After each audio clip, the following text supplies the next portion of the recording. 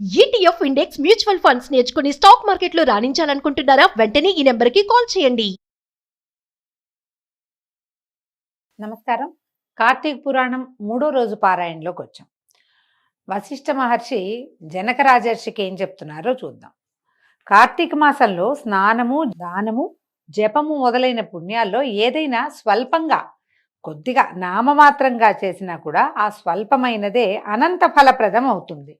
స్త్రీలు కానీ పురుషులు కానీ అస్థిరమైన శరీరాన్ని నమ్ముకొని శరీర కష్టానికి భయపడి కార్తీక వ్రతాన్ని చేయని ఎడల, అంటే ఒకవేళ ఇది కష్టము, పొద్దున్నే ఎవరు లేస్తారు, స్నానం ఎవరు చేస్తారు, ఈ పనులు ముందు చేసేస్తే, అంటే స్నానం ముందు చేసేస్తే చాలా పనులు అవ్వవు, ఇలాంటి శంకలు ఎక్కువగా ఉంటాయి. ఇల్లు ఉడవాలి, వాకిలు ఉడవాలి, వాకిట్లో ముగ్గేయాలి, కళ్ళాపు చల్లాలి, ఇవన్నీ బోల్డ్ వ్యవహారాలు ఉంటాయి. ఇవన్నీ తెముల్చుకున్నాక మనం చేసేసరికి ఏమవుతుంది, ఎండెక్కిపోతుంది. స్నానమే ముందు చేయాలి, తర్వాత మిగిలిన వ్యవహారాలు చేసుకుని ఒకవేళ ఏదైనా ఇబ్బందిగా ఉంటే మళ్ళీ స్నానం చెయ్యొచ్చు.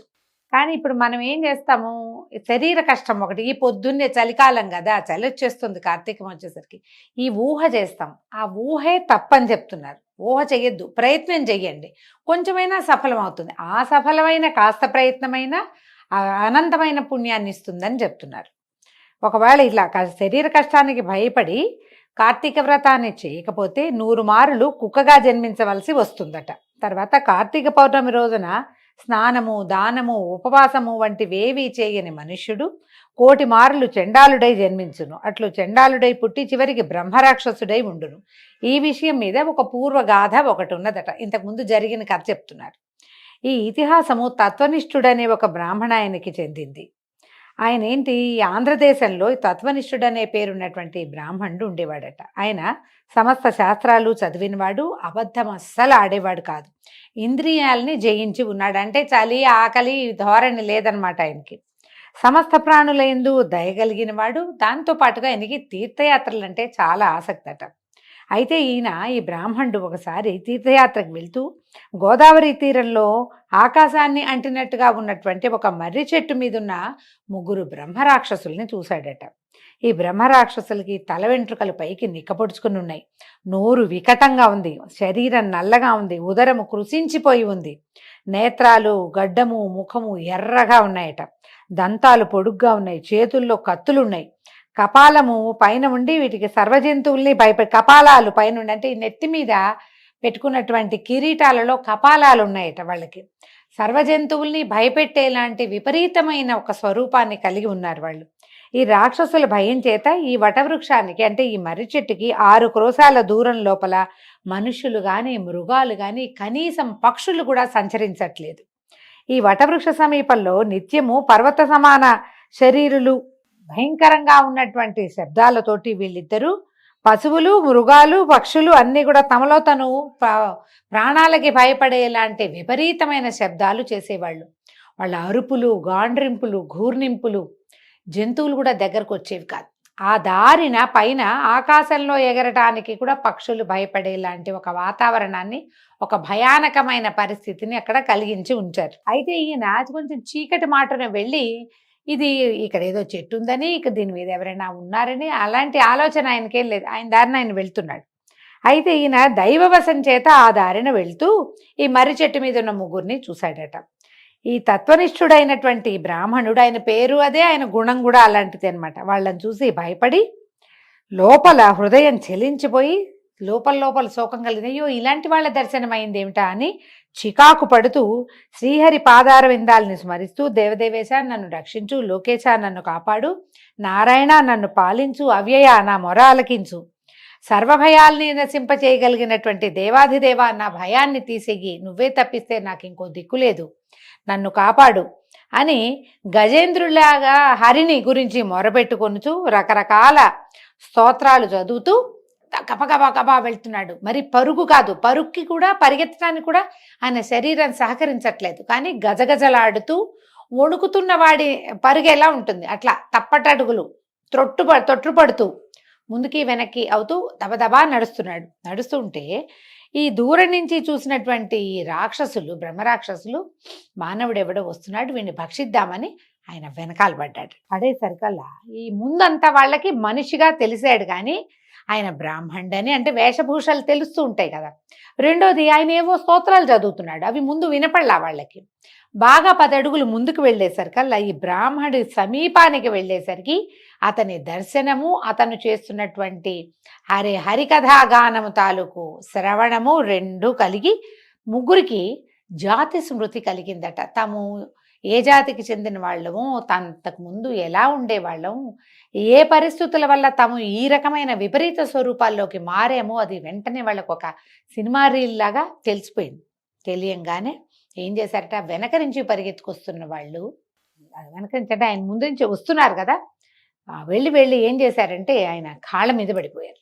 ఆయనకి ఎదురు ఎలాలో తెలియటం లేదు, చెట్టు మీదుగానే ఆయన వస్తున్నాడు, వాళ్ళు ఎదురొచ్చారు. కాళ్ళ మీద పడి అనేక విధాలుగా దండాలు పెట్టి అంజలి దోశలు ఇట్లా ఒగిలి నమస్కారం చేసుకుంటూ ఇలా అడిగారట, బ్రాహ్మణోత్తమ, నీ దర్శనం వల్ల మేము పాపరహితులమయ్యాం. నువ్వు వచ్చుట చేత మాకు ఉపకారమే జరిగింది. మహాత్ములు జీవించుట జంతువుల ఉపకారం కోసమే కదా నాయన.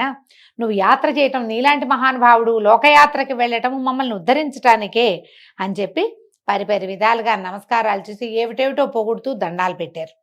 బ్రాహ్మణుడు ఎప్పుడైతే నువ్వు మహానుభావుడివి, నువ్వు లోకయాత్ర చేయటం మాకు ఉపయోగం అయింది అని ఒక మృదువైన సంభాషణ, అంటే చాతుర్యభరితమైన సంభాషణను వినేసరికి ఆయనకి భయం పోయింది. రాక్షసులు అంటే ఏదో మూర్ఖంగా గందరగోళంగా ఉండాలి, ఇప్పుడు వీళ్ళు మూర్ఖంగా లేరు. ఆకార వికారాలు అలాగే ఉన్నప్పటికీ మాటలు మాత్రం మర్యాదపూర్వకమైన, కృతజ్ఞతాపూర్వకము, ప్రేమపూర్వకమైన సంభాషణను విని ఆయన కొంచెం భయం తగ్గించుకున్నాడు.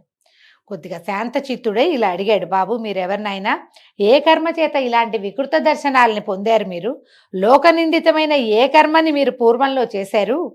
మీకు భయం పోయే కాలం వచ్చింది కనుక భయాన్ని వదిలిపెట్టి సర్వము మీ విషయాలన్నీ నాకు తెలియజేయండి అని అడిగాడు. అప్పుడు రాక్షసులు తాము చేసినటువంటి నింద్య కర్మలను వేరువేరుగా తలుచుకుని పరిపరి విధాలుగా దుఃఖిస్తూ బ్రాహ్మణుడితోటి ఇట్లా చెప్పారు. మొట్టమొదట ఒకటి చెప్తున్నాడట, అయ్యా విను, పూర్వజన్మల్లో ద్రావిడ దేశంలో మందరం అనే ఒక గ్రామానికి చెందిన గ్రామాధికారిని నేను. బ్రాహ్మణులలో పరమనీచుణ్ణి, కఠినంగా మాట్లాడేవాడిని. ఇతరులను వంచే మాటలు మాట్లాడడంలో నా అంత ప్రావీణ్యం నా కాలంలో ఎవ్వరికీ లేదు. మా కుటుంబ లాభం కోసం సాటి బ్రాహ్మణుల ధనాన్ని నేను ఎంతో అపహరించాను. బంధువులకి కానీ బ్రాహ్మణులకి కానీ ఏనాడు ఒక్కనాడు కూడా భోజనం పెట్టి ఎరగను. స్నేహం చేత కూడా, అంటే మంచి మాటలు చెప్పి కూడా మోసం చేసి బ్రాహ్మణుల సొమ్ము అపహరించడం వల్ల నా కుటుంబంలో నాశనం వచ్చేసి మా సంసారం నాశనం అయిపోయింది. అంటే ఇప్పుడు చూడండి, దొంగతనంగా బ్రాహ్మణుల ధనం అపహరిస్తే సూర్యచంద్ర నక్షత్రాలు ఉండే పర్యంతం వరకు వాళ్ళ కుటుంబాలు నశించిపోతాయి. బ్రాహ్మణ ద్రవ్యం చాలా తప్పు. ఇప్పుడు ఈ కాలాన్ని గురించి మాట్లాడాలండి. ఇలాంటప్పుడు పూర్వకాలంలో బ్రాహ్మణులు ఇతర జాతుల చేత పోషింపతగిన వారుగా ఉండేవారు. అలా ఎందుకు జరిగేది? ఈ బ్రాహ్మణులు తమ నిత్య నైమిత్తిక కర్మలు లోకహితం కోరి చేసేవాళ్ళు. వాళ్ళు చేసే పూజ కానీ, యజ్ఞం కానీ, హోమం కానీ అవన్నీ కూడా లోకోపకారం కోసమే, కేవలము లోకానికి ఉపకారం. అందుకని రాజులు ప్రత్యేకంగా బ్రాహ్మణుల్ని పోషించేవారు. మరి వీళ్ళ వల్లే కదా యజ్ఞం జరుగుతుంది, యజ్ఞం వల్లే వర్షం వస్తుంది, యజ్ఞం వల్లే పంటలు పండుతాయి, యజ్ఞం వల్లే ఋతువులు సక్రమంగా నడుస్తాయని ఆ కాలం నమ్మేది అప్పటి పద్ధతులు అవి. అందువల్ల ఈ బ్రాహ్మణుల్ని పోషించడానికి రాజు ప్రముఖంగా పోషకుడు అయినప్పటికీ మిగిలిన అన్ని జాతుల వాళ్ళు బ్రాహ్మణుల్ని విశేషంగా సేవించేవారు. వారి సొమ్ముని ఒక్క నలకంత చీమ తలకాయంత బంగారాన్ని, బ్రాహ్మణ ద్రవ్యాన్ని అపహరించిన ఇక జన్మ జన్మల పాటు వాళ్ళ వంశం నిర్వంశమైపోవటమే అలా చెప్పేవాళ్ళు. వీడు ఈ మునసబుగా ఉన్న ఆయన తను స్వతహాగా బ్రాహ్మణుడైనప్పటికీ సాటివారి ద్రవ్యాన్ని నయాన భయాన వంచి మోసపుచ్చి అపహరించడం వల్లే వాళ్ళ వంశం సంసారం నాశనమైపోయింది. అయితే ఆయన దాని తర్వాత మృతి చెంది అనేక యమబాధలు పొంది ఆ దోషం చేత భూమి యందు బ్రహ్మరాక్షసుడిగా జన్మించాను అని చెప్పి, నాయన ఓ బ్రాహ్మణోత్తమ, ఈ దోషం నశించే ఉపాయాన్ని విచారించి ఆలోచించి ఏదైనా చెప్పమని ప్రార్థించాడు. రెండో అతను ఏం చెప్తున్నాడు, అయ్యా నేను ఆంధ్రదేశంలో ఉండేవాడిని, నిత్యము అమ్మా నాన్నలతోటి పోట్లాడుతూ వాళ్ళని దూషించే వాళ్ళని, నాకు అది చేయలేదు ఇది చేయలేదు, అంత పెంచలేని వాళ్ళు ఎందుకు అన్నారు, ఇలాంటి మాటలు మాట్లాడతాం. అవన్నీ పచ్చిపాపాలు, చేయకూడదు ఆ మాటలు. అలా మాట్లాడిన వాళ్ళకి ఏం దశ వస్తుందో చెప్తున్నారనమాట. అదే కాకుండా భార్య పిల్లలు మేమేమో షడ్రసోపరితమైన అన్నం తిని మా తల్లిదండ్రులకు మాత్రం చద్దన్నం పెట్టించేవాడిని. బంధువుల్లో కానీ బ్రాహ్మణులకు కానీ ఒక్కనాడైనా అన్నం పెట్టిన వాడిని కాదు. తర్వాత విస్తారంగా ధనార్జన చేశాం, బాగా సంపాదించాను. అయితే క్రమంగా ఏమైంది, ఎప్పటికప్పుడు మా ఇంట్లో ఏదైనా వండుకున్నా కూడా ఆ పూట పెట్టకుండా దాన్ని మర్నాడు పెట్టేవాడిని. అంటే నా బుద్ధి విస్తరించింది. ఏదో ఉన్న చద్దన్నం పెట్టడం కాదు, అన్నాన్ని సర్దిపరిచి అమ్మా నాన్నకి పెట్టాలనే దుర్బుద్ధి పెరిగిపోయింది నాకు. కాబట్టి ఆ తర్వాత నేను చనిపోయిన తర్వాత యమలోకంలో 8 యుగాల వరకు యమబాధల్ని పొంది చివరికి బ్రహ్మరాక్షసుండే భూమి యందు జన్మించాను. ఓ బ్రాహ్మణోత్తమ, ఈ పాపాన్ని తొలగించుకునే ఉపాయాన్ని చెప్పి నన్ను కడతీర్చు తండ్రి, ఈ బ్రహ్మరాక్షస జీవితం మా వల్ల కావటం లేదని దుఃఖపడుతూ ప్రార్థించాడట. తర్వాత అప్పుడు మూడో వాడు చెప్తున్నాడు. ఈయనేం చెప్తున్నాడు, నేను కూడా ఆంధ్రదేశ నివాసినే, బ్రాహ్మణుణ్ణి, విష్ణువాలయంలో స్వామికి అర్చకుడుగా ఉండి, కానీ అర్చకుడుగా ఉండి కూడా నేను స్నానం సంధ్యావందనాదుల్ని విడిచి స్వామి పూజని వదిలి విష్ణువాలయమందు స్వామికి అర్చకుడుగా ఉండి కూడా, అంటే ఏవో కొన్ని పూజలు చేసేవాడు, అన్నీ చేసేవాడు కాదు, కఠినుడుగా దయాశూన్యుడుగా మెలుగుతూ ఈ దేవాలయంలో భక్తులు వెలిగించే దీపాల్లోని నెయ్యిని నూనెని దొంగిలించి వేశ్యాగృహాల్లో దీపాలు పెట్టించి ఆ నేతినేమో నూనెతోటేమో వేశ్యాగృహంలో దీపాలు పెట్టించి నేతినేమో తను వెళ్ళినటువంటి జారాంగనకి ఆ అనుభవానికి మీరు తినడానికో ఒంటికి రాసుకోవడానికో ఇచ్చేసేవాడు అనమాట.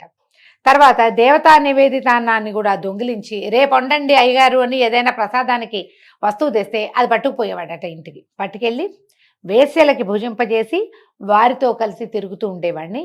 ఈ దోషం వలన నరకాలయందు అనేక యాతల్ని అనుభవించంటే నానావిధ నరకాలు, కొన్ని రౌరవము అది ఉన్నాయి కదా, ఇన్ని నరకాలయందును పడి అన్ని నరకాలని అనుభవించి తర్వాత భూమిలో పుట్టి అనేక నానాయోనుల యందు జన్మించి చివరికి బ్రహ్మరాక్షసుడిగా పుట్టి ఈ మర్రి చెట్టు మీద ఉన్నాను.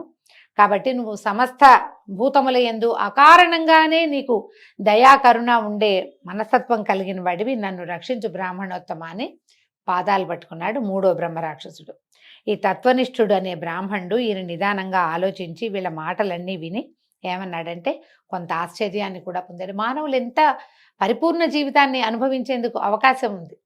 సర్వోత్కృష్టమైన జన్మ మానవ జన్మ.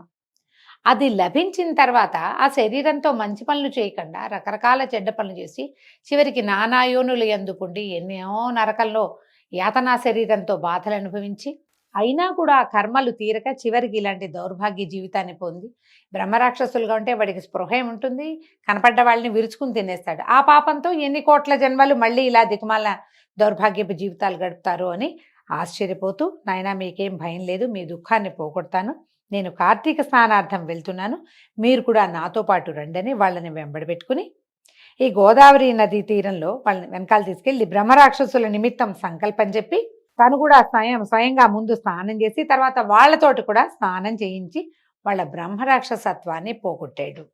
ఆ తర్వాత ఇంకా ఏం చేశాడట, ఈ సంకల్పం ఎట్లా చెప్పాడు, తను ఆ పూట చేసినటువంటి కార్తీక స్నానం అనేది కార్తీక మాసంలో అవటం వల్ల తన స్నాన ఫలితాన్ని సమంత్రకంగా ఈ ముగ్గురు బ్రహ్మరాక్షసులకి ధారపోసాడు. వాళ్ళతో స్నానము చేయించి, స్నానం చేయకుండా దానం ఎట్లా తీసుకుంటారు, అందుకని ముందు మంత్రంతో వాళ్ళకి స్నానం చేయించి వాళ్ళ సొంత ఫలితం వాళ్ళకి ఎలాగూ ఉంటుంది. కార్తీకంలో స్నానం చేసిన ఫలితం బ్రహ్మరాక్షసులకి ఎలాగూ లభిస్తుంది. తన స్నాన ఫలితాన్ని వీళ్ళ ముగ్గురికి ధారపోసాడు. దాంతో వీళ్ళ ముగ్గురు దోష విముక్తులై దివ్య రూపాల్ని ధరించి వైకుంఠధామానికి వెడలిపోయారట. ఇప్పుడు చెప్తున్నారు మహర్షి, ఓ జనక మహారాజా విను, మోహము చేత గాని అజ్ఞానము చేత గాని కార్తీక మాసమందు సూర్యోదయ కాలమందు కావేరీ నది ఎందు కానీ గోదావరి నది ఎందు కానీ ఏ నది ఎందైనా సరే, ఎలాంటి నదైనా సరే స్నానం చేసిన పిమ్మట శ్రీ విష్ణు పూజను చేసిన వాడికి 10,000 యజ్ఞములు చేసిన ఫలితం కలుగుతుంది. ఇందులో సందేహం లేదు. ఏదో ఒక ఉపాయం చేత కార్తీకమందు నదీ స్నానము తప్పక చేయవలను.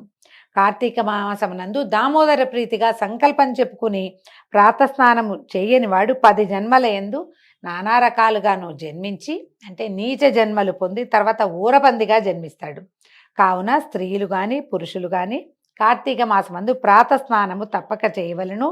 ఈ విషయమై ఏ మీమాంస లేదు. స్నానానికి అమెండ్మెంట్లు లేవు, స్నానం మాత్రం నియమంగా చేయవలసిందే. దీంతో ఈ రోజున 3వ రోజు పారాయణ పూర్తయిందండి. రేపు ఉదయం 4వ రోజు పారాయణతో మళ్ళీ కలుసుకుందాం. నమస్కారం.